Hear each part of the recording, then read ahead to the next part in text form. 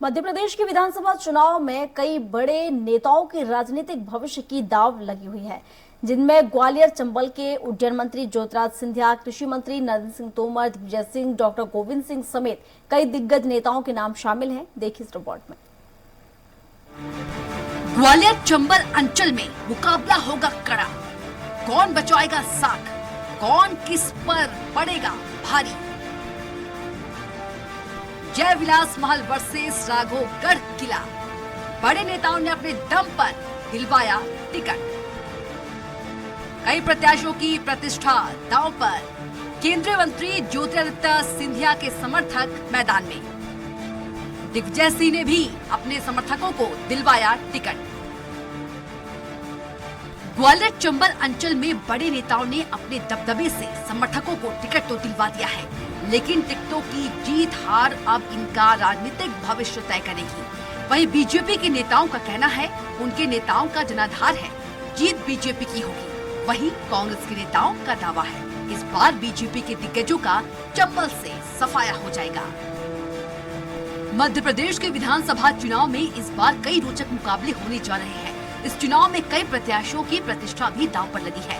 ग्वालियर चंबल अंचल में वैसे तो बीजेपी और कांग्रेस के बीच सीधा मुकाबला है, लेकिन करीब 8 सीटों पर राजा बनाम महाराज की जंग देखने को मिल रही है।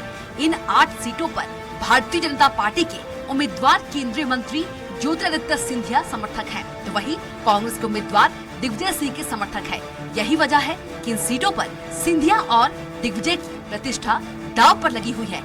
यानी यहाँ सीधा मुकाबला जय विलास महल और राघोगढ़ किले के बीच होने जा रहा है। 8 सीटों पर दिखेगा जोरदार मुकाबला। ग्राफिक्स के जरिए हम समझते हैं।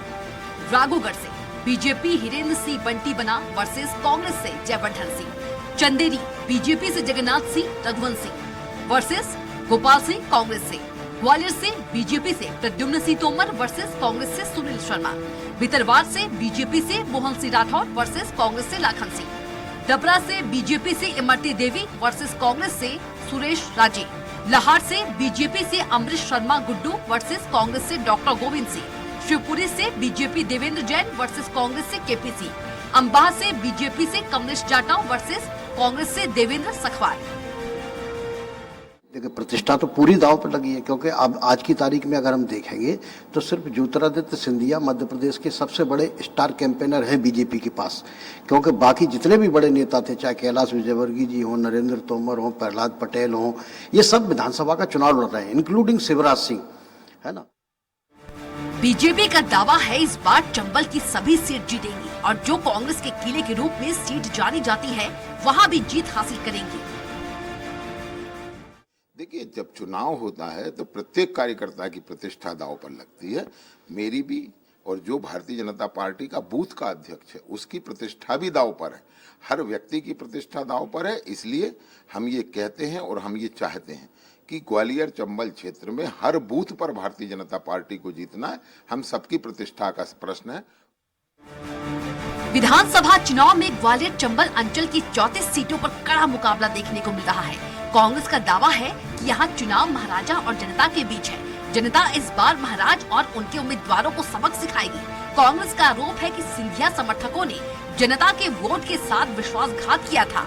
2023 की विधानसभा चुनाव में जनता अपना हिसाब चुकता करेगी। साथ ही नरेंद्र सिंह तोमर, ज्योतिरादित्य सिंधिया, नरोत्तम मिश्रा और वीडी शर्मा का चंबल से राजनीतिक वजूद भी खत्म हो जाएगा। दोनों की प्रतिष्ठा दांव पर तो लगी है, दोनों मुख्यमंत्री पद के दावेदार हैं, लेकिन नरेंद्र सिंह तोमर जी केवल दिमनी तक सिमट कर रह गए हैं। दिमनी में वो फंसे हुए हैं, उनकी स्वयं की सीट निकलना बहुत मुश्किल है, तो इधर उधर उनके पास जाने का समय नहीं है। सिंधिया जी जरूर इधर उधर जा रहे हैं, लेकिन सिंधिया जी जब जनता के बीच में जाते हैं तो जनता उनसे पूछती है कि भाई हमारे वोट को आपने 35 करोड़ में क्यों बेच दिया। कुल मिलाकर देखा जाए तो ग्वालियर चंबल में संगठन से ज्यादा ज्योतिरादित्य सिंधिया और नरेंद्र सिंह तोमर के समर्थक मैदान में हैं। तो वहीं यही हाल कांग्रेस में है। यहाँ डॉक्टर गोविंद सिंह अपने समर्थकों के साथ साथ अपने रिश्तेदारों को कांग्रेस का टिकट अपनी दम पर जीत के साथ दिलवाया है। ऐसा ही हाल दिग्विजय सिंह का है। जिन्होंने कमलनाथ समर्थकों के ऐलान के बाद टिकट कटवाकर अपने समर्थकों को जीत की गारंटी के साथ टिकट दिलवाया है। ऐसे में देखना यही है कौन सा नेता इस चुनाव में अपनी राजनीतिक प्रतिष्ठा को बचा पाता है। ग्वालियर से विनोद शर्मा की रिपोर्ट।